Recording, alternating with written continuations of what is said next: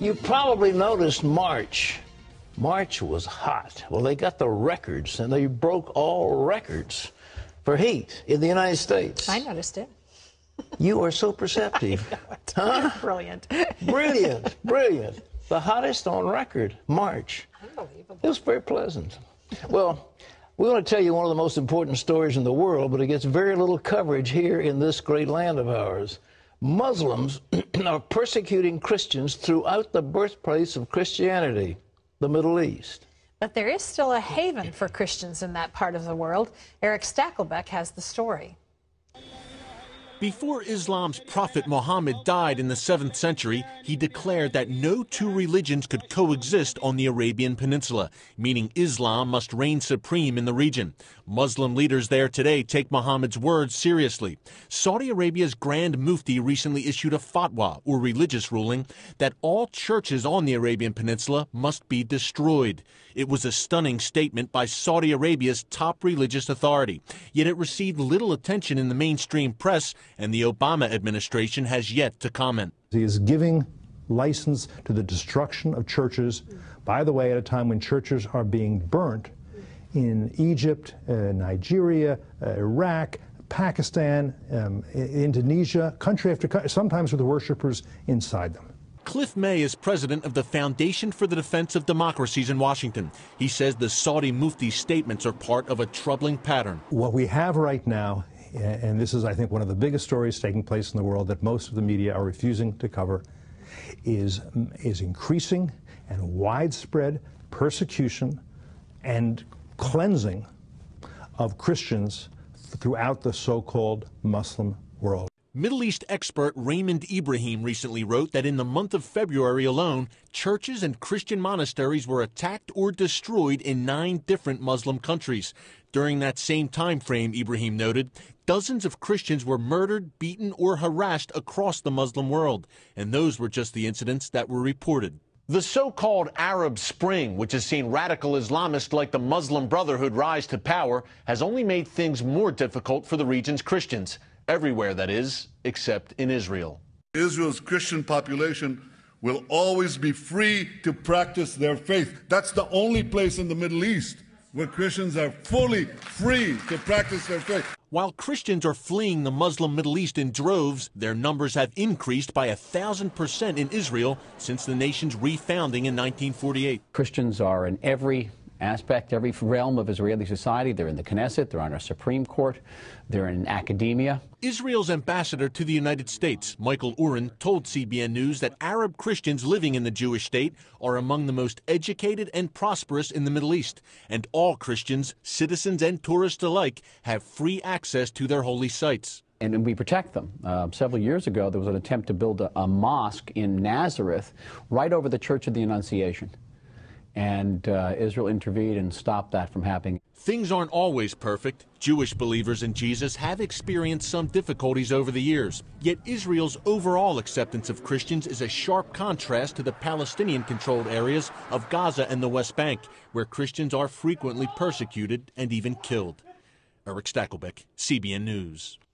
Thanks, Eric. You know, when we point out the persecution of Christians by Muslims, people are saying, well, that's hate speech. That's intolerance.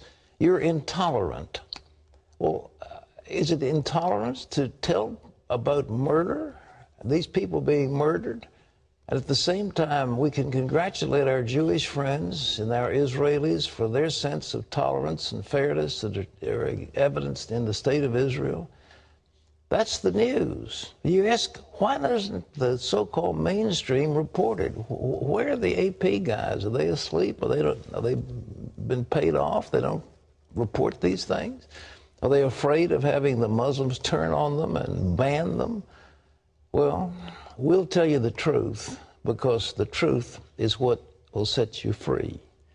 Well, Lee Webb has the rest of our top stories from the CBN newsroom. Lee? Pat, President Obama's health care law will add at least $340 billion to the federal deficit in the years ahead. That's what a leading conservative economist predicts. Charles Blehaus is the public trustee who oversees the finances for Medicare and Social Security.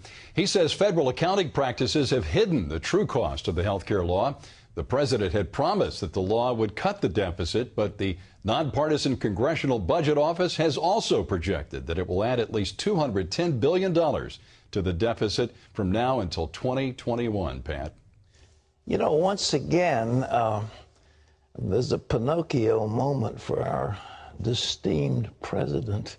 His nose continues to grow with each whopper he tells. Lee?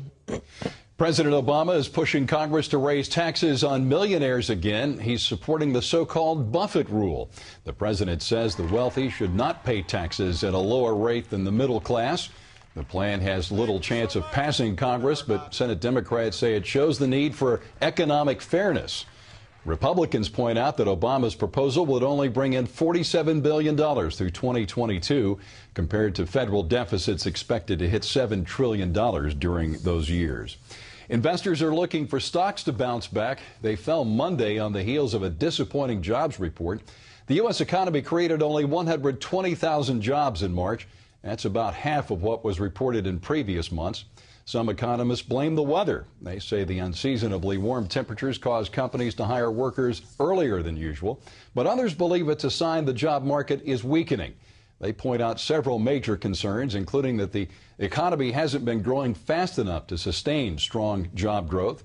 Gas prices are up 65 cents this year, and that's hurting consumers' budgets. And companies are cutting hours and shrinking their employees' incomes. The job market might not be as strong as numbers suggest because millions of Americans have simply given up looking for work. And the economy still has a long way to go to recover the 8.8 million jobs that have been lost. Pat? Lee, I read a very perceptive piece a week or so ago about what's happening in the overall economy, and not just the stock market. But we had a flood of what were called baby boomers. Right after World War II, people began to get married and have families, and along with the family, they wanted to buy homes, they wanted to buy cars, they wanted to buy furniture. And that baby boom created an economic boom that has flooded through the economy these past several decades. Well, what's happening to the baby boomers? They're getting older. They're getting 60, 65. They're not building houses anymore. They're not buying new houses, and they don't want new cars. They're not having children. They don't need any more baby furniture. Their children are growing up. And if nothing else, they're beginning to draw down their retirements.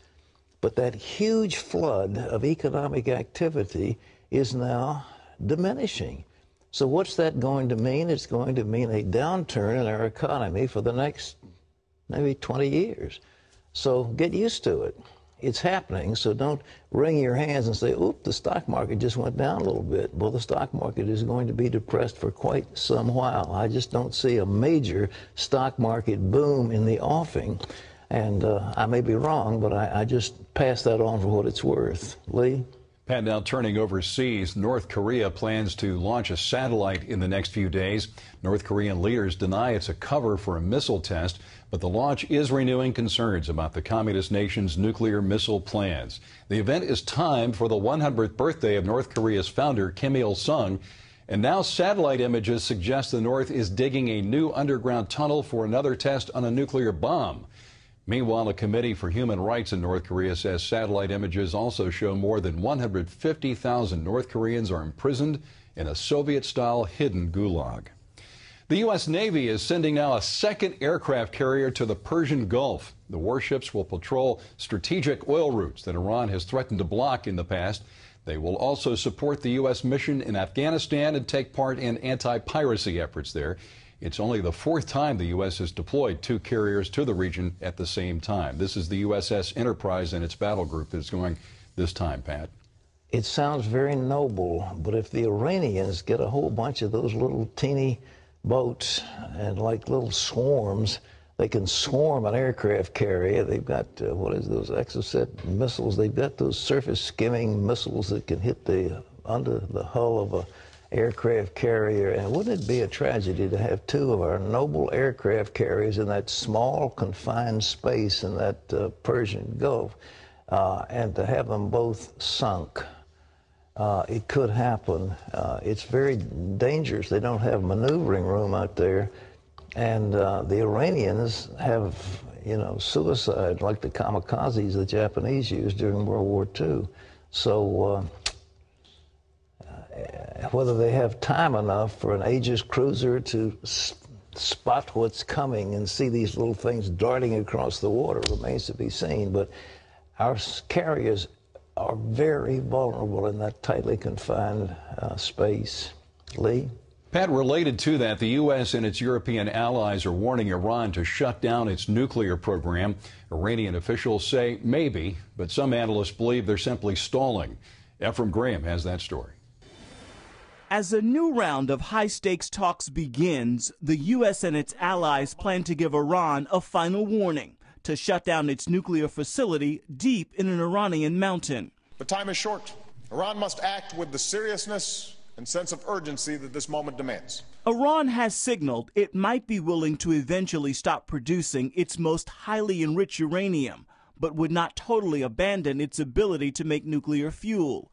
The Israelis want Iran to abandon nuclear enrichment entirely. We will continue to follow the talks in order to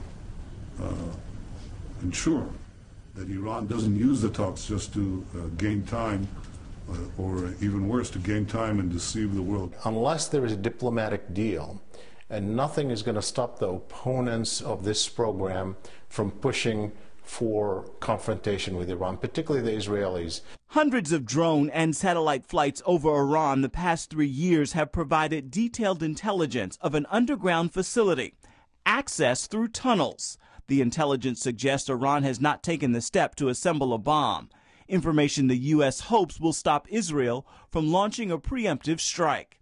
Ephraim Graham, CBN News. And at the top of our program, you heard Pat make mention of the fact that the month of March shattered U.S. heat records. Meteorologists say 48 states were 8.6 degrees above normal. Now, some climate scientists say this proves the global warming theory, but others point out that much of Europe has been very cold this year. Meteorologists say weather patterns like La Nina are to blame for the warm start to 2012. What do you say, Pat? Well, I enjoy it. I'm a horseback rider. Let me tell you, it's been delightful. My horse, Ufano, is just thrilled at this weather. Terry? Well, I think it certainly has been very warm for most of us, but weather patterns happen. But this is, I mean, it's like 70 degrees. I mean, here it's so benign, it's just absolutely marvelous. It really has been an incredible winter. People saving money on heating oil, too. All right. The General Service Administration has placed the 8th employee on leave after an investigation into a lavish training conference back in 2010. The GSA has been under fire from Congress for spending more than $820,000 in taxpayer money at a conference in Las Vegas, and included entertainment like mind readers and party clowns. 3 congressional committees are set to hold hearings about the agency's wasteful spending next week, but the GSA maintains the actions of the Western Regions Conference are not consistent with how GSA conducts business. Well, President Obama faced some stiff competition at the White House Monday. Thousands of children. They took turns rolling Easter eggs at the annual White House Easter egg roll. This year's theme is Let's Go, Let's Play, Let's Move. Activities included basketball, a yoga garden, and a workshop on healthy cooking. The President, First Lady, and their daughters took turns reading to the children. Mr. Obama read the kids' classic, Where the Wild Things Are. More than 30,000 people took part in the event. Well, you can always get the latest from CBN News by going to our website at cbnnews.com